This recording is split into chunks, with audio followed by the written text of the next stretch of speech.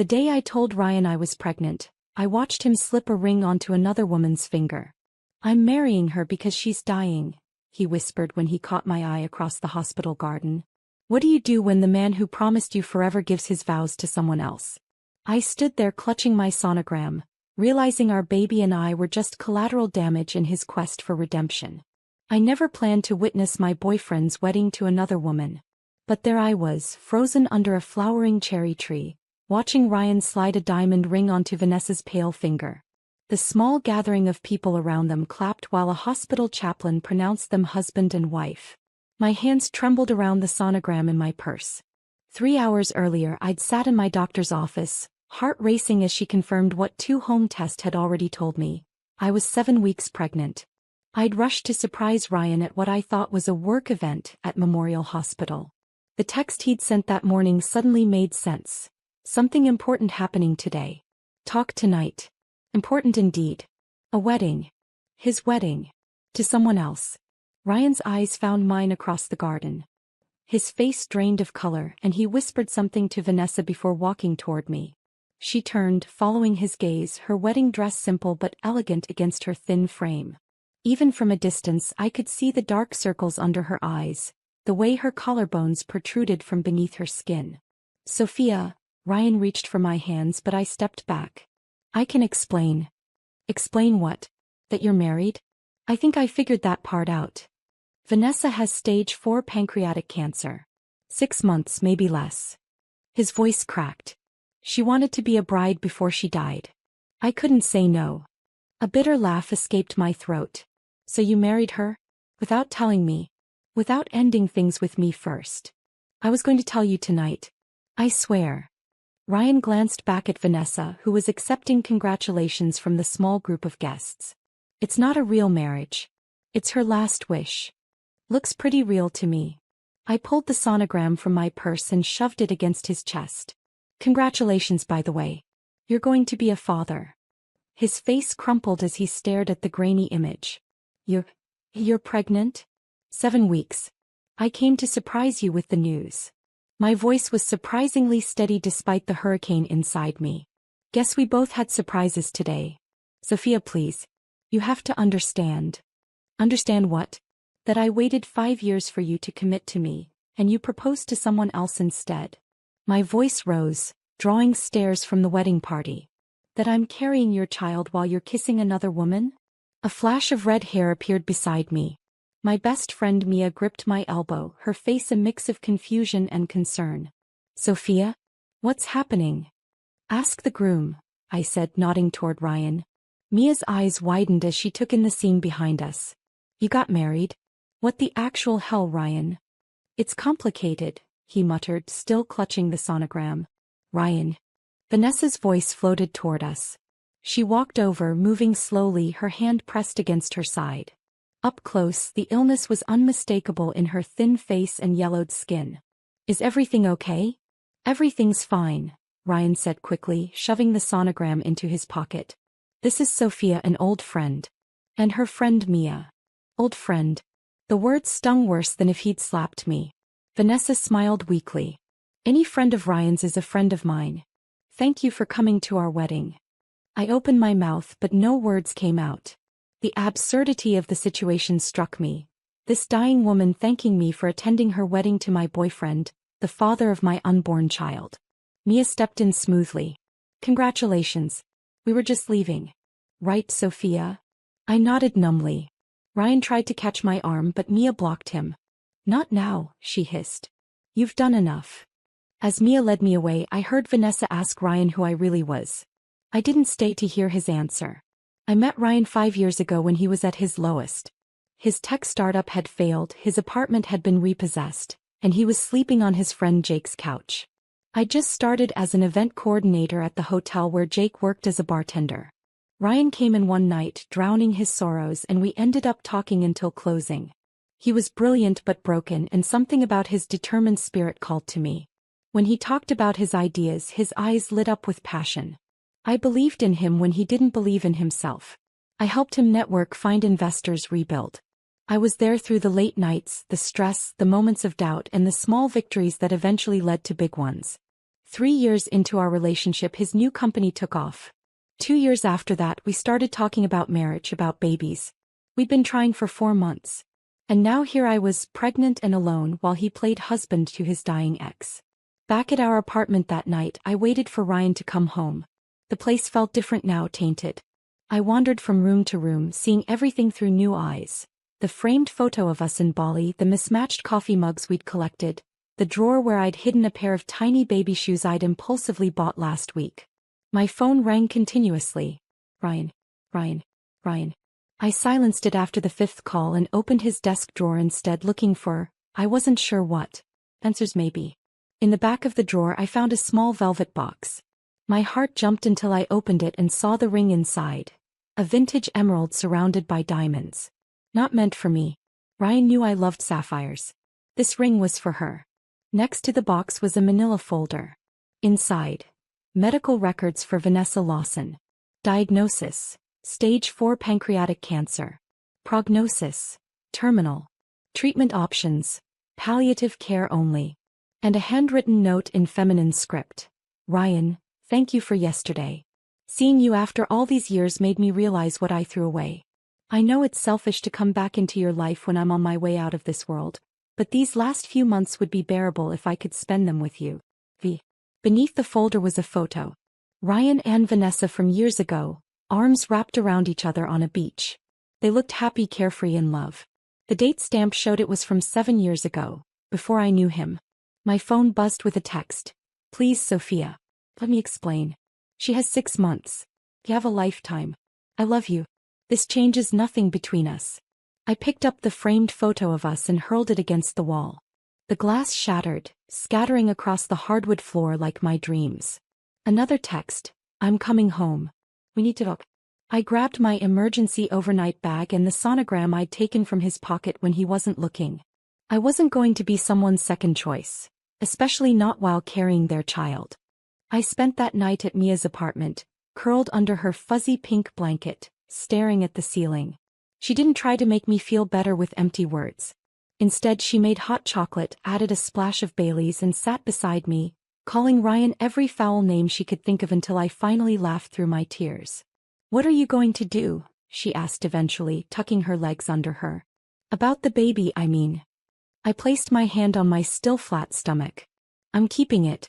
This baby didn't ask for any of this mess. And Ryan? I don't know. I sipped the chocolate, grateful for its warmth. Part of me understands why he did it. If someone's dying wish was to marry me, would I say no? But another part knows he should have talked to you first, Mia finished. Should have ended things properly instead of trying to have both. Exactly. My phone buzzed for the 20th time. Ryan again. I finally answered. Sophia, thank God. Where are you? Are you okay? His voice was ragged with worry. I'm at Mia's. And no, I'm not okay. Please come home. We need to talk about this face to face. There's nothing to talk about. You got married today, Ryan. It's not a real marriage. Did you sign a marriage license? Silence. That's what I thought. Sophia, please. This doesn't change anything between us. Vanessa has months to live. After she's gone. After she's gone? Are you listening to yourself? I sat up straight, anger finally pushing through my shock. You want me to wait in the wings while you play devoted husband to your dying wife? What about our baby? Should I just hide my pregnancy so it doesn't upset poor Vanessa? The baby. His voice softened. I still can't believe it. We're having a baby. I'm having a baby, I corrected. You're having a marriage. The line went quiet. Finally, he whispered, I didn't mean to hurt you. I thought I could make Vanessa happy in her final months and then continue our life together. You can't have both, Ryan. You need to choose. Can't you understand? She's dying. How could I say no to her? How could you say yes without talking to me first? My voice broke. I need time to think. Don't call me again. I'll contact you when I'm ready. I hung up before he could respond, then turned off my phone completely. The next morning, I woke with a strange cramping sensation in my abdomen. Mild at first, then sharper. I rushed to the bathroom and saw bright spots of blood in my underwear. Mia. I called, panic rising in my throat. I think something's wrong with the baby. Dr. Lin met us in the emergency room, her calm demeanor soothing my frayed nerves. After an ultrasound and examination, she confirmed the baby was still there, heart beating steadily. "You're experiencing threatened miscarriage," she explained.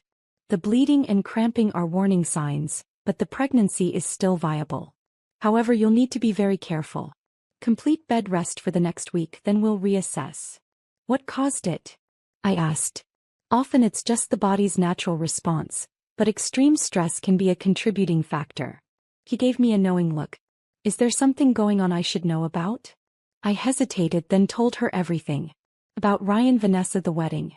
Dr. Lin sighed. "Stress like that definitely isn't helping. Do you have someone who can stay with you? You shouldn't be alone right now." As if summoned by her words, the curtain to my ear bay slid open, and Ryan stood there, chest heaving like he'd run the whole way.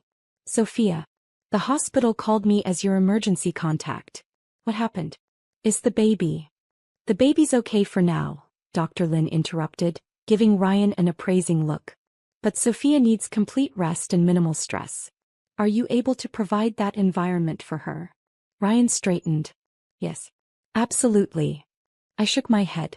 "Mia can stay with me. Sophia, please. Let me take care of you. Like you did yesterday.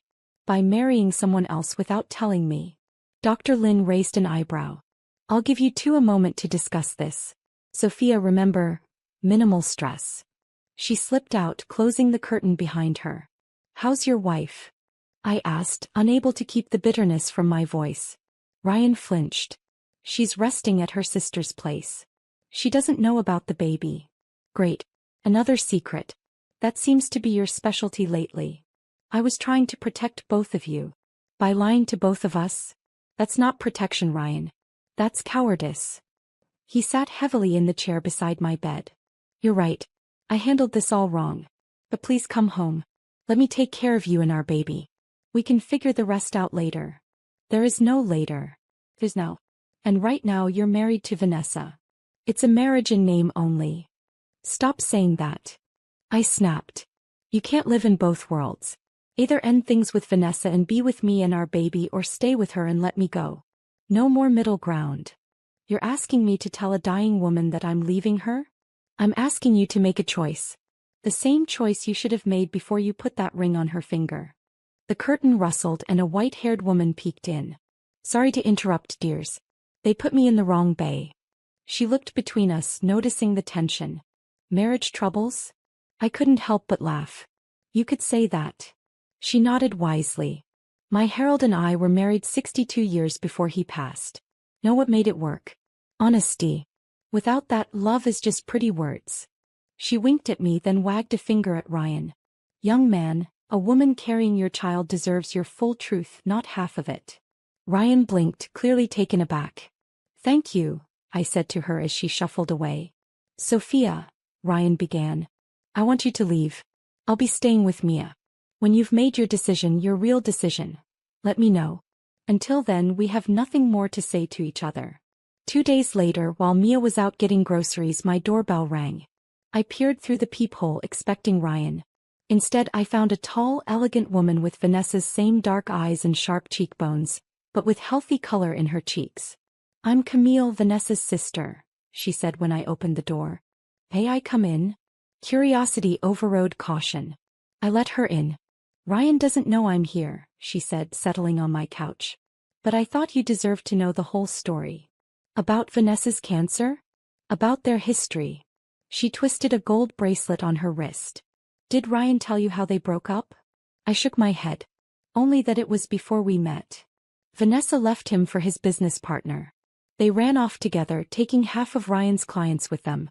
It nearly destroyed him financially and emotionally." My mind flashed to when I'd first met Ryan, broken, bitter, drowning his sorrows at the hotel bar. When she got sick, her boyfriend abandoned her too. Poetic justice, I suppose. Camille's voice was matter-of-fact. She reached out to Ryan initially just to apologize, to make amends before she died. But then what? Then she saw how successful he'd become. How good his life was. Camille met my eyes. "With you." A chill ran down my spine. "What are you saying?"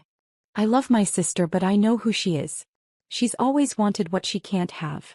And right now she wants the life she threw away, the one you built with Ryan. Is she even really dying? The question escaped before I could stop it. Camille looked genuinely shocked. Yes. The cancer is very real.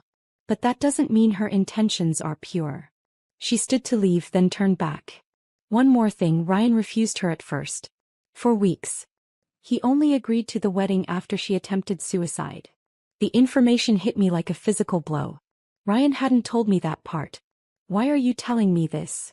Because someone should fight for their happiness, even if my sister can't have hers. Camille pressed something cold into my palm, a small silver key. This is to Vanessa's storage unit. Unit 217 at Safekeep on Mason Street. There's something there you should see. After she left, I stared at the key, wondering what new revelations awaited me and if I was strong enough to face them. The key to Vanessa's storage unit burned in my pocket for 3 days while I followed Dr. Lin's orders for bed rest. I'd lie awake at night, wondering what secrets that small metal key might unlock. Mia offered to go check it out for me, but this was something I needed to see for myself. On the 4th day, when the spotting had stopped and Dr. Lin gave me permission for light activity, I drove to Safekeep Storage on Mason Street. The facility was clean but unremarkable. Rows of orange doors with black numbers, security cameras mounted at every corner. I found Unit 217 at the end of a long hallway, away from the main area. My hand trembled as I inserted the key. The lock clicked and I lifted the rolling door. What greeted me wasn't at all what I expected. Instead of personal belongings, the unit contained what looked like a small art studio. Canvases lined the walls, beautiful haunting paintings of landscapes and abstract forms, all signed with a simple V. In the center sat an easel with an unfinished portrait. I stepped closer, my breath catching. It was Ryan. His face captured mid-laugh, eyes crinkling at the corners the way they did when he was truly happy. The detail was exquisite, clearly painted by someone who had studied him closely. But the background wasn't someplace I recognized from their past. It was our apartment. My yellow throw pillows visible on the couch behind him. A leather-bound journal sat on a small table beside the easel. I hesitated, then opened it. The first pages contained sketches, studies for various paintings. Then came the written entries dated from about 8 months ago. September 12th. I saw Ryan today. He didn't see me. He was at that cafe on 7th sitting with a woman. They looked happy together. Is this what they call closure? Seeing the person you destroyed thriving without you? I flipped forward several pages. November 20th. Diagnosis confirmed today. Stage 4. Dr. Mercer used words like palliative care and getting affairs in order. All I could think about was Ryan and all the apologies I never made. December 3rd. Called Ryan's office today, hung up when his assistant answered. What would I even say? Sorry I ruined your life. By the way, I'm dying. January 15th. I followed her today, the woman from the cafe. Her name is Sophia. She works at that fancy event planning company downtown. She's beautiful in a natural way I could never pull off. He bought baby booties at a boutique. Are they expecting? The thought makes me physically ill and I'm already throwing up from the chemo. My skin crawled. Vanessa had been watching us for months before she approached Ryan. I continued reading, entry after entry documenting her observations of our life together. Some passages were filled with regret, others with a disturbing envy. Then came the entry that made my blood run cold. March 4th. I did something terrible today. I told Ryan I tried to kill myself because he refused to marry me. I didn't. I just needed him to say yes. The look on his face, the guilt, the pity, I almost confessed right then. But I didn't. Because it worked. He agreed. I know it's wrong, but is it so terrible to want to die having experienced being his wife, even if it's just pretend? Even if it's just for a little while? She had manipulated him with a fake suicide attempt. The realization made me sink onto the small stool in the corner.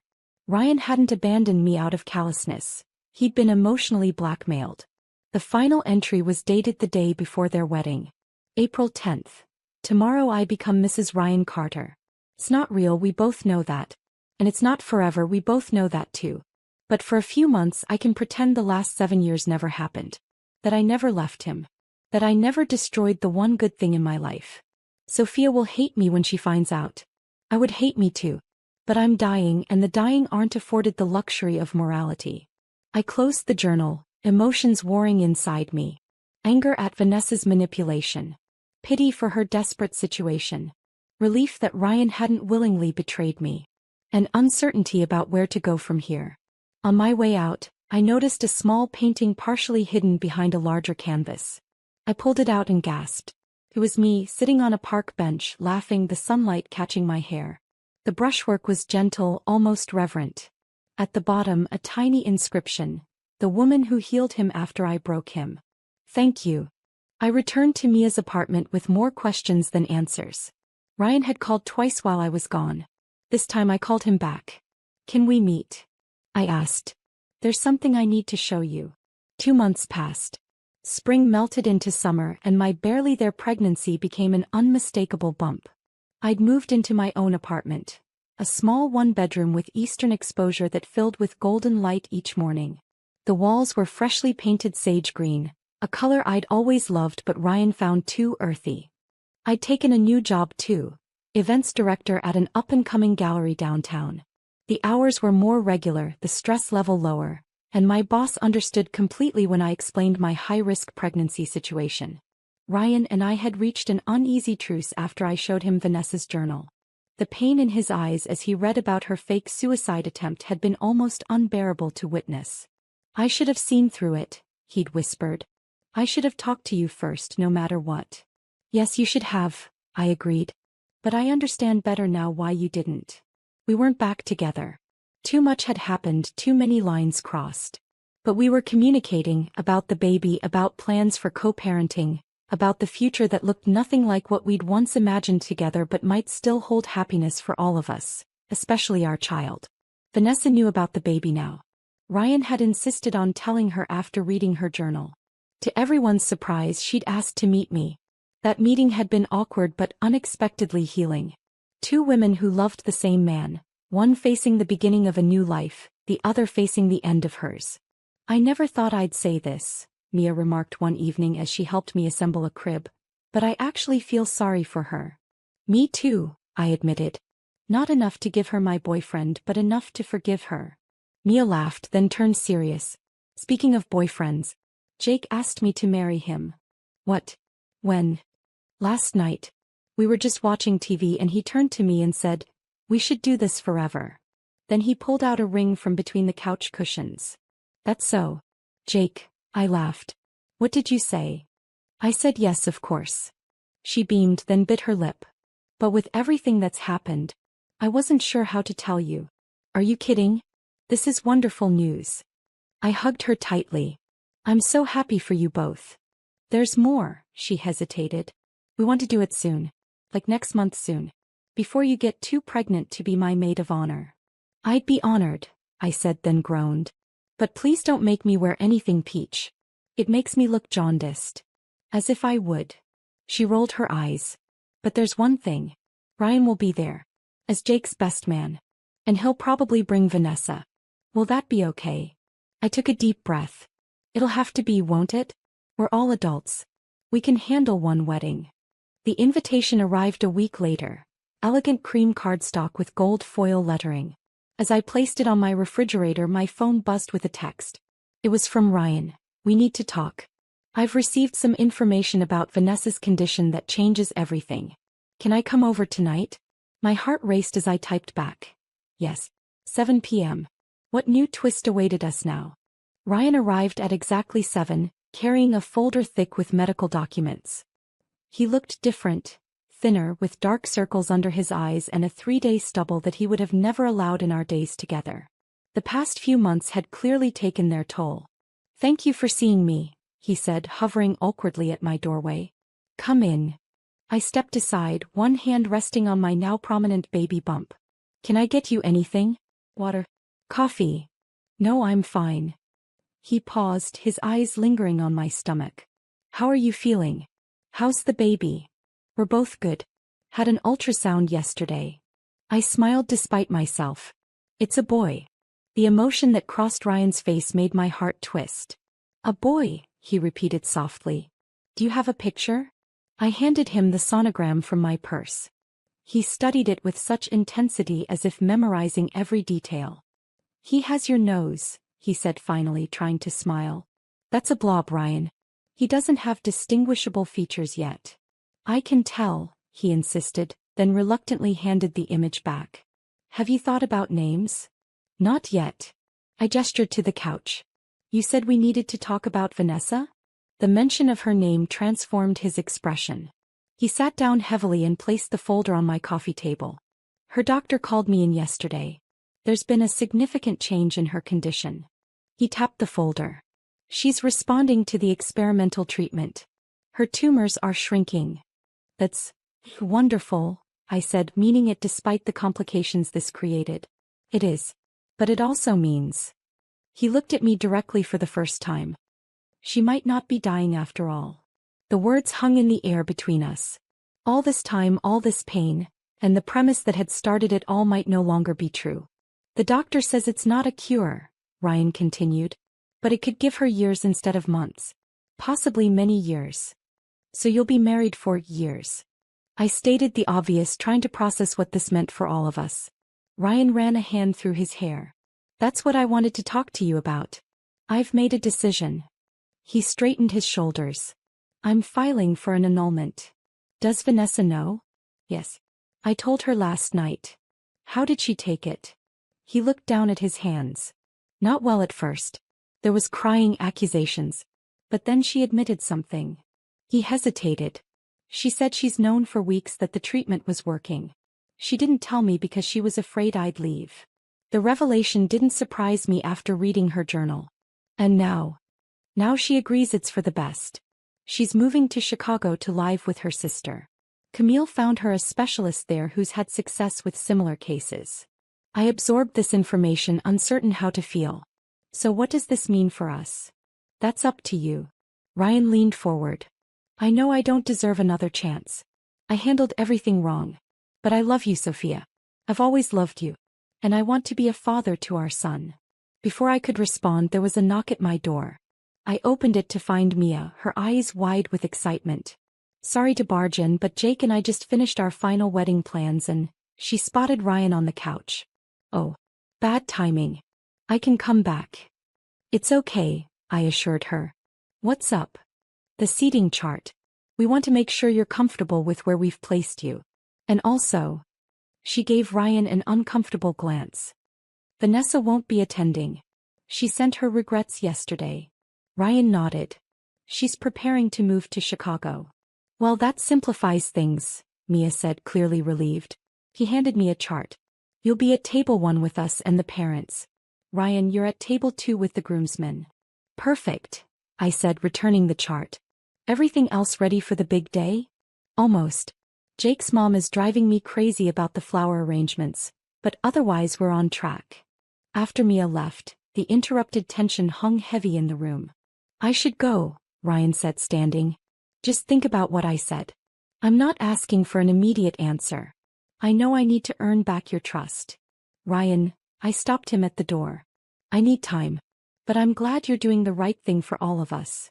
He nodded, understanding in his eyes. That's all I can ask for. The day of Mia and Jake's wedding arrived with perfect weather. Sunshine, blue skies, and a gentle breeze that kept the heat at bay. The ceremony was held in the garden of a historic mansion, with roses in full bloom creating a natural backdrop. I wore a floor-length periwinkle dress specially designed to accommodate my growing belly. As I walked down the aisle ahead of the bride, I caught Ryan's eye from his position beside Jake. He looked handsome in his tuxedo, his gaze never leaving mine. Mia was radiant, floating down the aisle to Jake, who couldn't stop grinning. As they exchanged vows, I found myself reflecting on promises. Those kept and those broken. When Jake slid the ring onto Mia's finger, I glanced at Ryan's hand.